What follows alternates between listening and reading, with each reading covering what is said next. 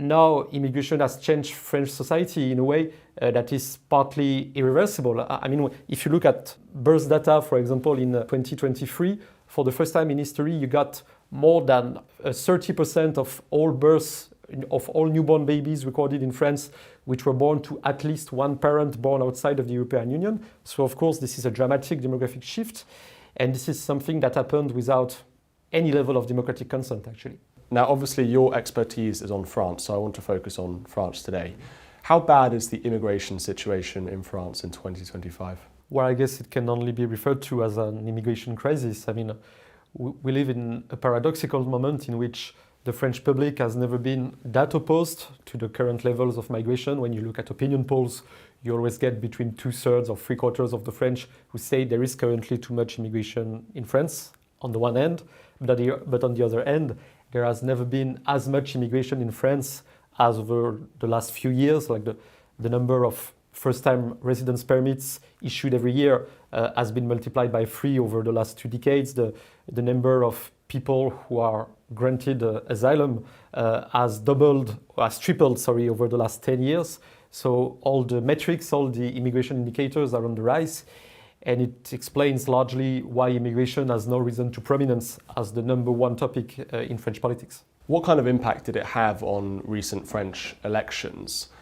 How does Macron handle the issue politically and so on? Well, it's fair to say that there has never been as much immigration in France as under Macron's presidency.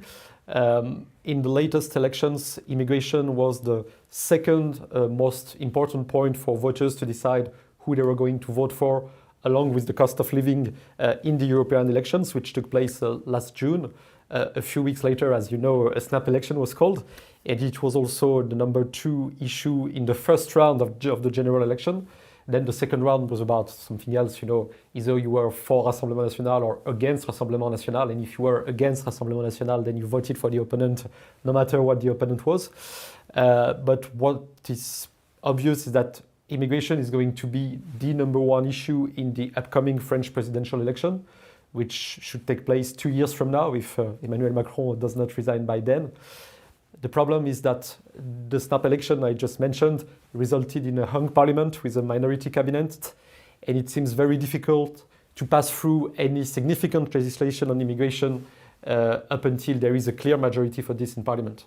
Can you talk about how French society and culture has changed over the last 30 years as a result of immigration? Our British viewers will know very well if you go to places like Birmingham or parts of London.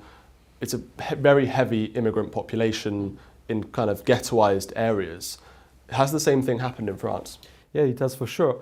Now in France we have something around 22% of the population, which is either immigrant itself or second generation immigrant. We have strong geographical specificities within our immigration. For example, we have the most African immigration of the whole of the European Union. Half of immigrants in France come from Africa. A slight majority of them are from North Africa, so Algeria, Morocco, Tunisia. And the other part is from sub-Saharan Africa. Actually, the number of sub-Saharan immigrants in France has doubled over the last 15 years, so the demographic trend is still that one. And of course, it has changed French societies in ways that no one actually expected, no one actually voted for either. There are many features that have changed, but perhaps one of the most significant one has to deal with the religious landscape of France. France now has the largest Muslim population in Europe, and this is entirely due to immigration. There was no native Islam in France, apart from 1 or 2 overseas territories. So basically, all Muslim people in France are either immigrants themselves or second or third generation descendants of immigrants. It has shifted France's culture, and it has also bring into the political agenda topics that were not discussed at all because they did not exist. In France there is this ongoing debate about the Islamic scarf, whether you should be allowed to wear it at school or not, about halal meals in schools, this kind of thing that did not belong to the, I would say, to the French habits, neither to the French political discussion, but which have now risen to prominence as the center ground of France's culture war, which of course has to deal with other social issues, but truly immigration and its cultural consequences are now the hardcore of this culture war. So you mentioned certain countries in North Africa like Algeria, but also in sub-Saharan Africa where France may have had an imperial legacy.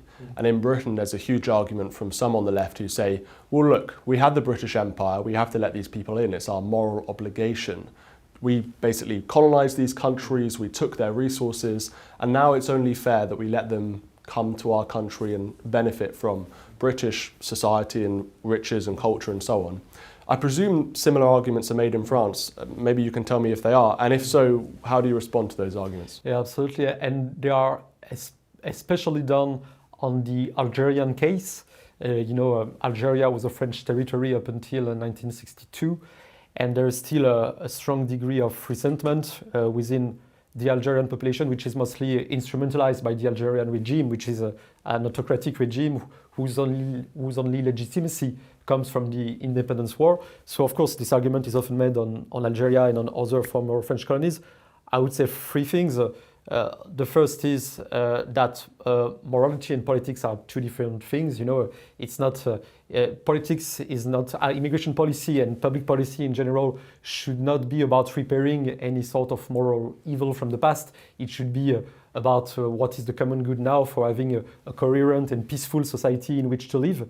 The second thing is that this argument relies on the idea that the colonial period was all bad. Of course, there were significant flaws in it. There were significant unfairness and injustices, but yet you cannot look at it only as an entirely oppressive project with even not a slight good aspect to it. So that's a third point. And thirdly, the issue is that the kind of post-colonial immigration we have in France tends to be doing specifically badly on a wide range of integration metrics, whether you look at employment, you look at education, you look at the share in social housing. You always get a significant share of Algerians, of sub-Saharan Africans, and this kind of difficulties does not magically disappear after the first generation of immigrants. You can, for example, in France, you've got half of all Algerian immigrants living in social-based housing. And if you look at the second generation, it's still 44%, so almost exactly the same. I would say a sensible and committed politician should be thinking about today's public good, and today's public good does not have to be dictated from any sort of post-colonial guilt. You mentioned that the French public have never voted in favour of mass migration of people into France. So why has this happened in any case? Well, I would say the same phenomenon were at stake in France as in many other European countries, as in the UK, for example. During the 60s and 70s, there was some sort of economic lobbying for large unskilled immigration, because it was the time of economic boom, it was the time of industrial development for France, and some economic sectors, for example the car industry or the building industry, they relied a lot on imported immigrant labor, partly because it helped to lower the average level of wages in the French labor market. Then after the 70s and after the post-war boom finally ended, I would say we went into a second time of immigration policy history, which was mostly family-based, mostly rights-based. It was not a result of any thought-through immigration policy in touch with economic needs. It was an immigration policy that was dictated by judges, more and more also by European law.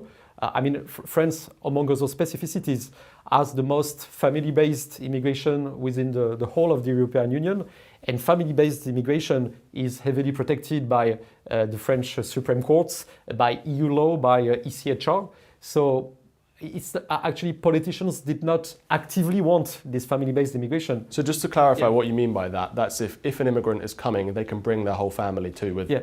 Yeah, absolutely. Like over a period of 15 years from 2005 to 2020, more than 40% of permanent immigrants who settled in France have come on a family-based residence permits, so for family motives. Of course, this has many consequences as regards economic integration, as regards their skills levels, etc. But I would say politicians just got along with it. Perhaps a part of them, especially in some segments of the left, were quite happy with it because they saw it as some sort of potential substitute electorate. In France as elsewhere, the historical alliance between the political left and the working class seems to have vanished over the last 4 decades for several reasons.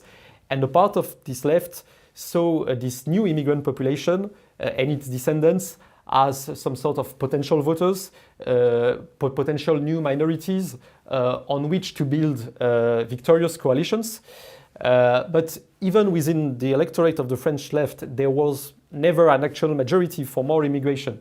And the thing is, now immigration has changed French society in a way that is partly irreversible. I mean, if you look at birth data, for example, in 2023, for the first time in history, you got more than 30% of all births, of all newborn babies recorded in France, which were born to at least one parent born outside of the European Union. So, of course, this is a dramatic demographic shift. And this is something that happened without any level of democratic consent, actually. When you're looking at France's demographic trends, will there be a point in this century when ethnically French, white French people will be a minority in France?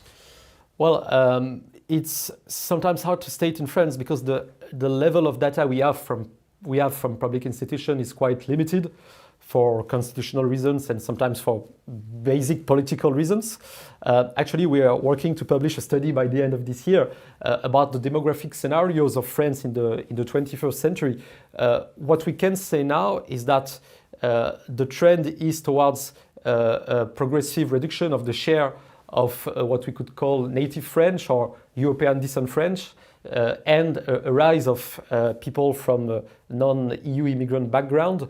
For example, if you take a look once again at newborn babies, from the year 2000 till now, the annual number of newborn babies with 2 parents born in France has fallen by 28%, and over the same period of time, the number of newborn babies born to 2 parents born outside of the European Union has risen by 73%. So on the one end, you've got a native birth rate which is declining, and on the other end, you've got a birth rate originating from non-European immigration, which is quickly on the rise. But I do think that public policy can still manage to keep France a society cohesive enough, coherent enough, peaceful enough, to be a society to live in by the end of the century. But this needs to do 2 things. This requires to do 2 things. One, of course, is to get a grip on immigration levels. And the second thing would be also to promote family policies. For a long time, France had a birth rate that was one of the highest in Europe. It has fallen over the last 3 years with different trends that I just described. But I do think that family policy can also be a way to temper demographic change. Hasn't the French birth rate been historically low as compared to other European countries, and it's been trending downwards? If you look back kind of hundreds of years, you've had problems with that. Yeah, absolutely. Over the 19th century, France was one of the very first European countries to experience what is called demographic transition, so a lower birth rate, especially. I mean, the population of Europe exploded in the 19th century, but it only risen a little in France. But after the Second World War, after 1945, France has put into practice one of the most ambitious and large family policies of the whole of Europe. And for a long time, it did not work that bad. I mean, still in 2010, the birth rate in France was around 2 children per woman. So it was the highest in Europe, along with Ireland. Last year, it fell to 1.62 children per woman, so it is an all-time low fertility rate. It has never been that low since World War I, actually.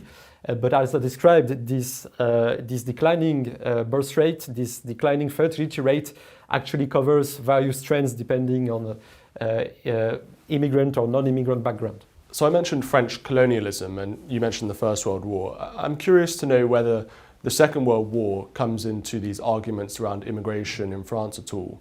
In Britain, again, the Second World War does come up. We talk about Winston Churchill being a racist, and these people fought in D-Day to fight the fascists and be for equality and so on. Does the Second World War come up and sort of loom over France?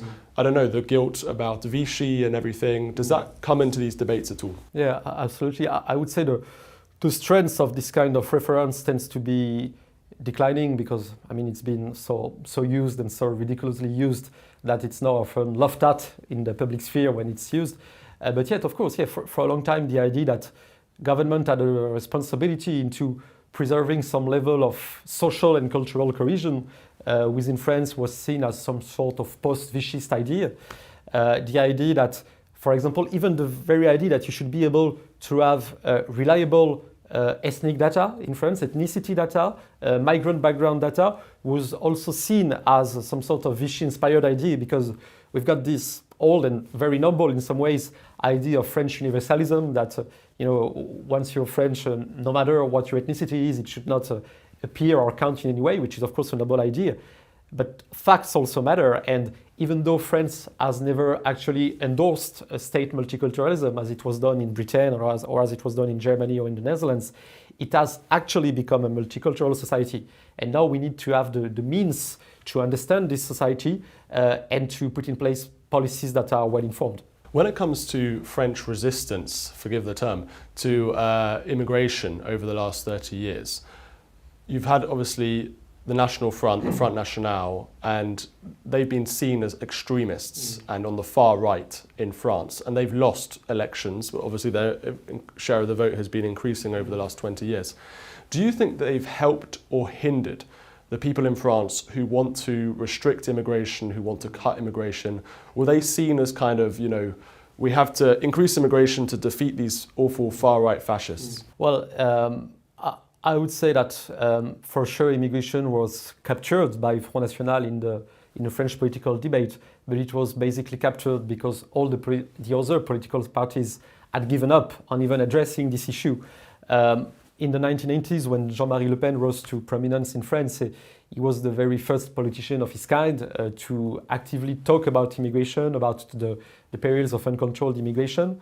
The bad thing was that he had other ideas on other things. He also talked a lot about the Second World War, actually, in very unwise manners. And for a long time, you're right. When you were trying to tackle the immigration issue in French politics, you were always sent back to Le Pen, to Front National. So today's Rassemblement National is quite different from what Front National used to be. But still, it has taken much time, for example, for the French mainstream conservatives to actually take on the issue. Now it's the case. Now you've got a Home Office minister in France, Bruno Retailleau, who actively talks about immigration. But the thing is, it was the same for the Conservative Party in Britain. Over the last 20 years, the issue was more talked about, but it wasn't actually addressed. It wasn't actually tackled. So, for example, when Bruno Retailleau, the leader of Les Républicains, the classical centre-right party, talks about his will to reduce significantly immigration, he has to confront with a lack of public trust towards this party. So all these parties, apart from Rassemblement National, now have to repair the lack of trust of the public on this specific issue of immigration. There's a huge discussion in Britain about deportations, particularly on illegal migration. And actually, we've had a lot of illegal migrants come from the north coast of France, from Calais, into Britain in recent years, and that's caused a huge political problem, cultural problem, other problems as well. I presume in France you've got similar issues with illegal migration. If those migrants are already in France, then and they're coming to Britain, then you also have the problem. What's the kind of French political view of illegal migration? Can you talk about the illegal side of things, and also maybe mention about the Channel boats and how that's viewed in France? Absolutely. Well, of course, it's sometimes difficult to approach the issue of illegal migration due to the lack of precise data that you can get on other sorts of legal migration. It's often estimated that there is now a bit less than 1 million illegal immigrants in France.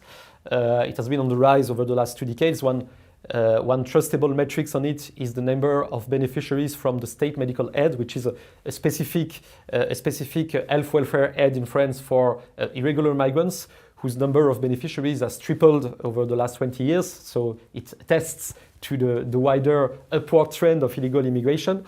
I would say that in France, as in Britain perhaps, the focus on illegal immigration, which of course is a serious issue to be addressed, is sometimes used as a way to avoid talking about the bigger numbers which are actually legal.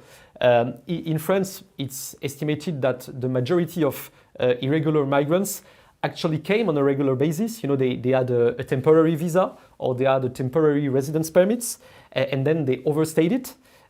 So it shows that the idea that legal immigration is good, illegal immigration is bad, needs to be relativized, because even the limit, the difference between legal and illegal is often quite shallow, let's say.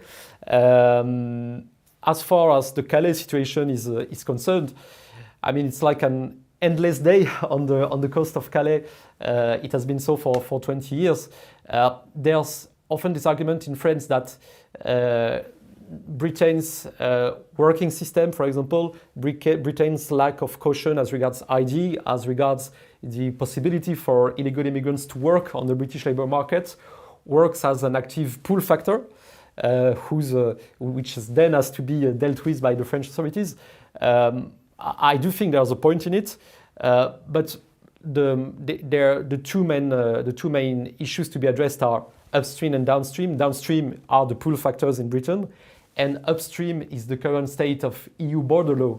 I mean, like the EU borders are very easy to cross. You know, when you look at the mandate given to Frontex, so the EU agency which is in charge of helping member states guarding the external borders of the EU, it's basically a schizophrenic mandate, because on the one hand they have to help states guard the external borders, but on the other hand they are committed to what is called the principle of non-refoulement, non-pushback. So they have to prevent people from crossing, but they cannot prevent people from crossing, because if they do, they will be charged under international law. Up until these upstream and downstream points are not addressed, the situation in Calais can barely get better, I'm afraid. When it comes to French culture and civilization, do you feel that it's being eroded by migration? Well, I would say many French have this feeling. There's a whole issue of religious-based habits, let's say, not even about religion itself, but for example about the place of women in the public sphere. I mean, France has a long tradition of what we call the courtoisie française, so this idea that women are more than welcome in the public sphere, that they are often deferred to, etc. And it's true that the habits of some immigrants coming from non-European countries, mostly from African or Middle Eastern countries, tends to conflict with this. And you can find it, for example, in the rates of unemployed immigrant women in some origins. For example, you've got more than 65% of Turkish women in France who are not working. So of course it's a record high level. I know that there's the same kind of levels in Britain as regards Bangladeshi women, for example, or women from this kind of countries. And for a long time, it was thought that things were going to get better naturally with time passing and generations coming. You know, we thought for a long time that the second or third generation would tend to adopt French and Western habits, and that there would be a gradual convergence towards French customs.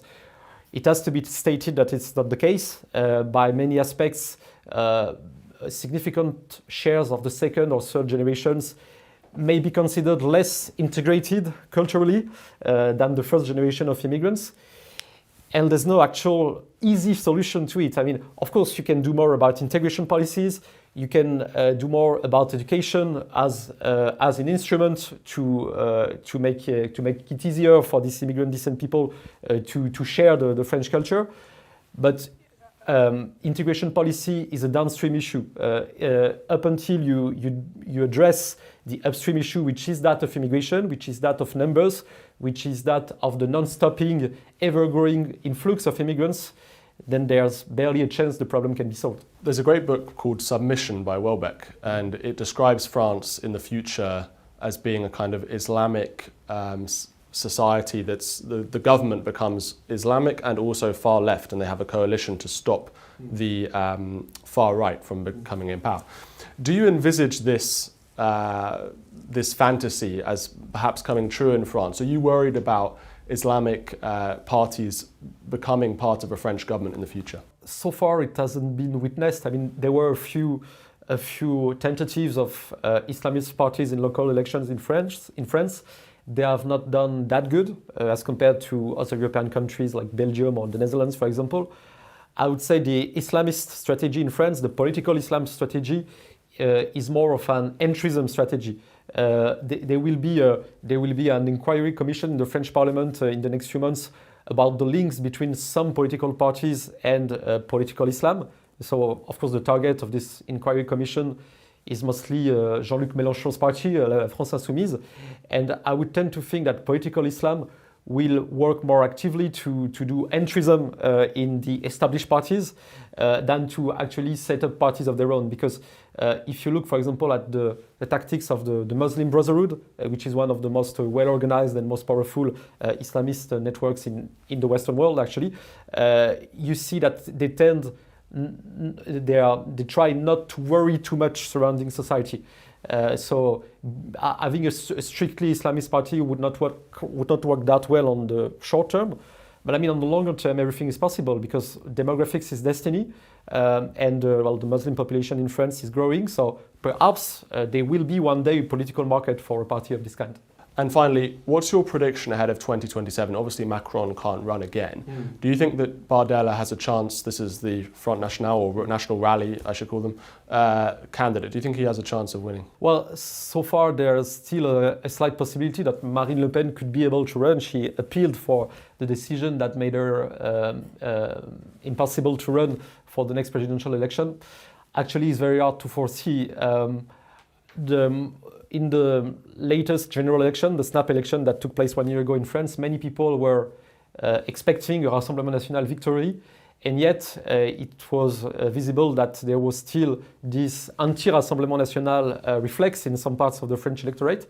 So even though Rassemblement National clearly now is the strongest party, Marine Le Pen and Jordan Bardella are always polled as the most popular politicians in France, there's still a chance that this anti-Rassemblement National reflex could work again. I would say that in the prospect of a Rassemblement National versus a post-Macronist candidate, some sort of center-right candidate, it seems likely that the center-right candidate would win. But for example, if Rassemblement National was opposed to Jean-Luc Mélenchon, so the hard-left candidate, well, for the first time, Rassemblement National would be seen as the reasonable and peaceful party, as opposed to the party of chaos. And in this case, anything would be possible. Okay, thank you so much for joining us. That was fantastic. That was my pleasure. Thank you.